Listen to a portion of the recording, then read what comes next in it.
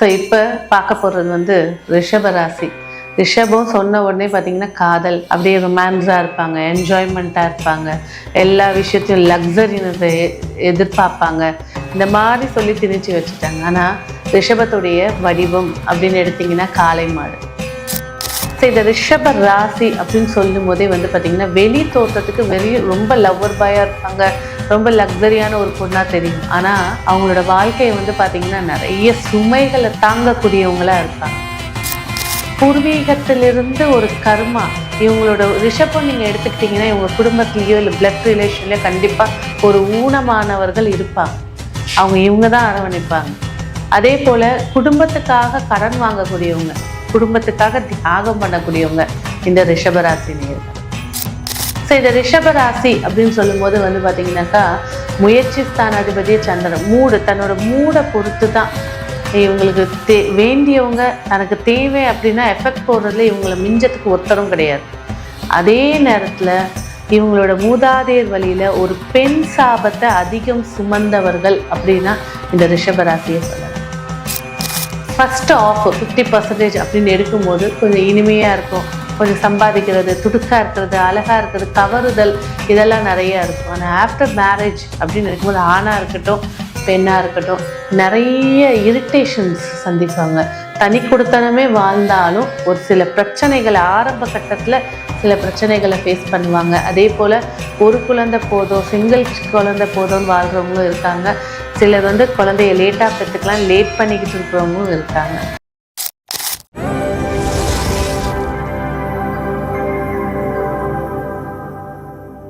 Game changer luck channel நேயர்களுக்கு அன்பார்ந்த வணக்கம். இப்போ நம்ம பார்க்கக்கூடியது அப்படின்னு பார்த்தீங்கன்னாக்கா 12 ராசிகளில் இருக்கக்கூடிய கர்மாக்கள். ரிஷப ராசி. ரிஷபம் சொன்ன உடனே பார்த்தீங்கன்னா காதல், அப்படியே ரொமான்ஸாக இருப்பாங்க, என்ஜாய்மெண்ட்டாக இருப்பாங்க, எல்லா விஷயத்தையும் லக்ஸரினஸை எதிர்பார்ப்பாங்க. இந்த மாதிரி சொல்லி திணிச்சு வச்சுட்டாங்க. ஆனால் ரிஷபத்துடைய வடிவம் அப்படின்னு எடுத்திங்கன்னா காளை மாடு. ஸோ இந்த ரிஷப ராசி அப்படின்னு சொல்லும் போதே வந்து பார்த்திங்கன்னா வெளி தோற்றத்துக்கு ரொம்ப லவ்வர் பாயாக இருப்பாங்க, ரொம்ப லக்ஸரியான ஒரு பொண்ணாக தெரியும். ஆனால் அவங்களோட வாழ்க்கையை வந்து பார்த்திங்கன்னா நிறைய சுமைகளை தாங்கக்கூடியவங்களாக இருப்பாங்க. ஸோ இவங்க வாழ்க்கையில் வந்து பார்த்திங்கனாக்கா எப்படி ஒரு அப்பாவோட கடனோ இல்லை பூர்வீக ஒரு பிரச்சனையோ, பூர்வீகத்திலிருந்து ஒரு கர்மா இவங்களோட ரிஷபம் நீங்கள் எடுத்துக்கிட்டிங்கன்னா இவங்க குடும்பத்துலேயோ இல்லை பிளட் ரிலேஷன்லையோ கண்டிப்பாக ஒரு ஊனமானவர்கள் இருப்பாங்க. இவங்க தான் அரவணைப்பாங்க. அதே போல் குடும்பத்துக்காக கடன் வாங்கக்கூடியவங்க, குடும்பத்துக்காக தியாகம் பண்ணக்கூடியவங்க இந்த ரிஷபராசி நேயர்கள். அதாவது வெளி தோற்றத்துக்கு ரொம்ப சிரிச்சுக்கிட்டு சந்தோஷமாக இருக்கிற மாதிரி இருக்கும். ஆனால் தனிப்பட்ட முறையில் இவங்களை கேட்கும் போது பார்த்தீங்கன்னா நிறைய துக்கங்களை மனசில் திணிச்சு வச்சுக்கிட்டு சிரிச்ச முகமாக இருக்கக்கூடியவங்க. இவங்களை வந்து ரொம்ப எளிதாக ஏமாத்திடலாம்.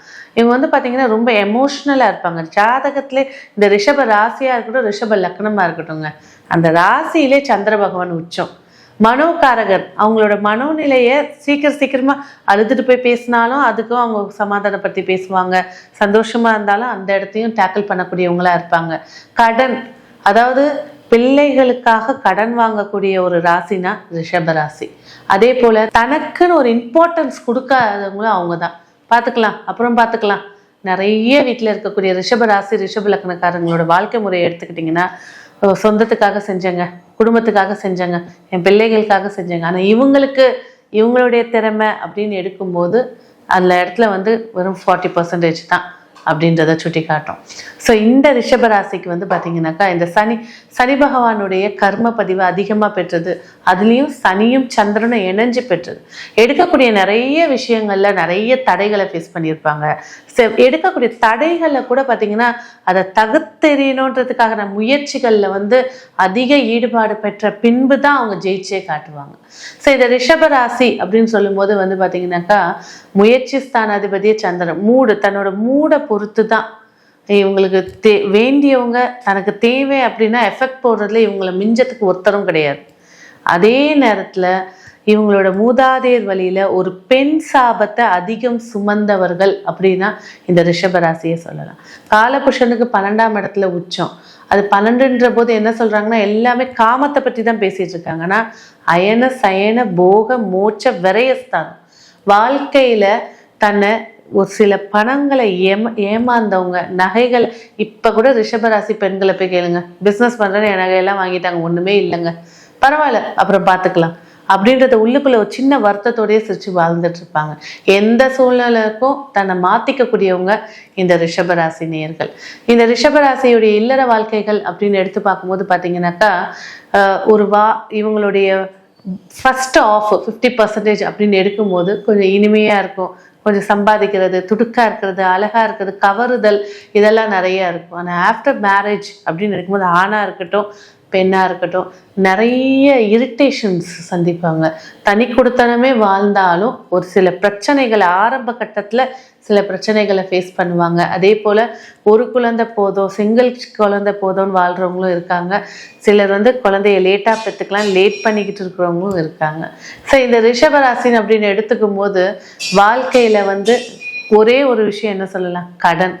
அடுத்தது பார்த்தீங்கன்னாக்கா இவங்களுடைய ஆரோக்கியம் பேசும்போது பார்த்தீங்கன்னாக்கா இனிப்பு கண்டென்ட் அதை எடுத்துக்கலாம். பேங்க்ரியாஸ் சார்ந்த விஷயங்கள், கிட்னி, இந்த 3 விஷயங்கள் தான் இவங்க ரொம்ப கேர்ஃபுல்லாக இருக்க வேண்டியது. அப்போது இந்த ரிஷபம் எடுக்கும்போது லக்னமாக இருந்தாலும் சரி, ராசியாக இருந்தாலும் சரி, இவங்களோட எஃபெக்ட் 1க்கு 2 முறை போட்டு தான் ஜெயிச்சு காட்டக்கூடியவங்களா இருப்பாங்க. நிறைய இடங்கள்ல நல்ல பெரிய பதவியில் இருக்காங்க. இவங்களுக்கு என்னங்க கவலை இருக்குன்னா, இவங்களோட பின்னாடி இந்த பதவிக்கு பின்னாடி வரத்துக்கு முன்னாடி இவங்களுக்கு இன்னொரு சீக்ரெட் என்னன்னா, சப்போர்ட்டுக்கு ஆளே இருந்திருக்க மாட்டாங்க. சுயமாக அடிப்பட்டு உட்கார்ந்தவங்களா இருப்பாங்க. இது எல்லாமே நம்ம பேசுறது, இது எல்லாமே பொது பலன்கள் அப்படிங்கிறத தான் நம்ம மனசுல பதிய வச்சுக்கணும்.